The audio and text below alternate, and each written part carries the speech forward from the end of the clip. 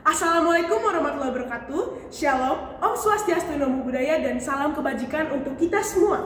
Yang terhormat Dewan Juri sekalian serta lawan berpikir kritis kami, tim pemerintah yang saya sayangi dan juga sangat saya banggakan. Pertama-tama izinkan saya untuk memperkenalkan diri terlebih dahulu. Perkenalkan, nama saya Abigail dari SMA Negeri 52 Jakarta Utara sebagai pembicara satu tim oposisi. Dengan tegas menolak penuh mosi perdebatan yang telah diberikan pada hari ini.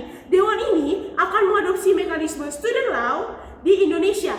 Dewan Juri yang terhormat, pertama-tama perlu kita ketahui bahwa student loan merupakan pinjaman dana yang nantinya akan mendanai pelajar yang belum punya cukup dana untuk berkuliah. Namun nanti setelah pelajar tersebut melangkahkan kaki ke kelulusan, maka pelajar yang telah mendapatkan pinjaman tersebut harus membayar kembali biaya-biaya yang sudah terpakai tersebut. Namun Dewan Juri yang terhormat, saya selaku tim oposisi mendefinisikan bahwa sistem ini kedepannya justru akan membuat pelajar merasa terbebani dengan hutang-hutang, dan mereka juga harus kembali melihat ke belakang di saat orang lain melihat ke depan dan melanjutkan mimpi-mimpi mereka selama ini.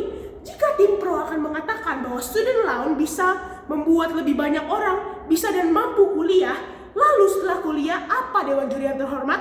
Apakah harus terbebani dengan cicilan-cicilan? Dewan Juri yang terhormat, saya percaya bahwa ke depannya student loan dapat membuat generasi muda memulai hidup dengan tekanan finansial, memperparah tekanan mental mahasiswa juga. Kenapa? Karena mahasiswa juga sudah menghabiskan sebagian uang mereka untuk biaya kehidupan mereka, untuk kos, biaya transportasi, biaya sehari-hari. Namun akan menjadi semakin parah karena ditambahnya dengan biaya student loan. Apakah tekanan mental mereka tidak akan semakin besar Dewan Juri yang terhormat? Lalu yang kedua, untuk melunasi hutang piutang diperlukan sebuah pekerjaan ataupun sebuah tabungan. Jika pelajar tersebut belum mendapatkan pekerjaan karena sedikitnya lapangan pekerjaan yang tersedia dan sangat sulit untuk fresh graduate mendapatkan lowongan pekerjaan, bagaimana Dewan Juri yang terhormat cara mereka untuk membayar hutang-hutang tersebut? Yang ketiga, Dewan Juri yang terhormat setelah mengalami banyak kesulitan dalam mencari sebuah pekerjaan karena mereka ditolak di mana-mana, nantinya akan muncul keinginan untuk cepat-cepat melunasi hutang karena mereka akan mencari kerja yang asal dapat saja agar mereka bisa membayar cicilan tersebut. Tapi tahap yang paling parahnya adalah ketika mereka terpaksa untuk gelap mata karena mereka harus mencuri barang-barang orang lain ataupun kendaraan agar mereka bisa membayar hutangnya. Tentu saja Dewan Juri yang terhormat, hal ini akan menambah persentase kriminal di Indonesia. Lalu mau jadi apakah generasi kita? Lalu akan jadi apakah bangsa kita ke depannya?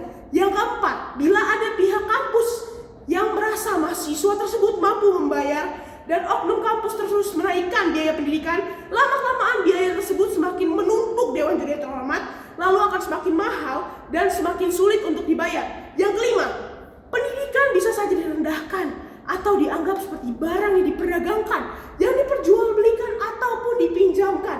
Karena jika dibangun dengan sistem hutang, maka pendidikan terlihat seperti barang yang dibeli lalu dicicil perlahan-lahan. Padahal Dewan Juri yang terhormat, pendidikan merupakan hak setiap masyarakat dan bukan sebagai alat transaksi ekonomi. Maka dari itu Dewan Juri yang terhormat, seharusnya menurut opini saya pribadi, yang harus dilakukan oleh pemerintah bukan student loan, tetapi memperluas akses beasiswa terutama untuk masyarakat kalangan menengah ke bawah, untuk masyarakat di daerah pedesaan yang sulit untuk mendapatkan akses pendidikan.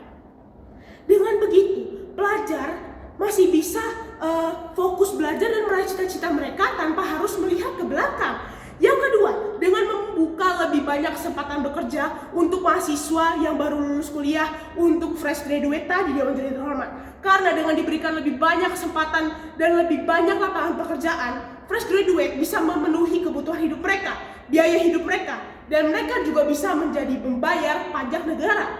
Dewan Juri yang terhormat, pendidikan ada untuk membuka pintu mimpi-mimpi para pelajar dan untuk membantu para pelajar, bukan justru untuk membebaninya. Saya rasa itu saja yang dapat saya sampaikan. Apabila ada salah kata ataupun ucapan, saya mohon maaf. Terima kasih atas waktu dan kesempatannya. Saya Abigail dari SMA Negeri 52 Jakarta Utara, pamit undur diri. Wassalamualaikum warahmatullahi wabarakatuh.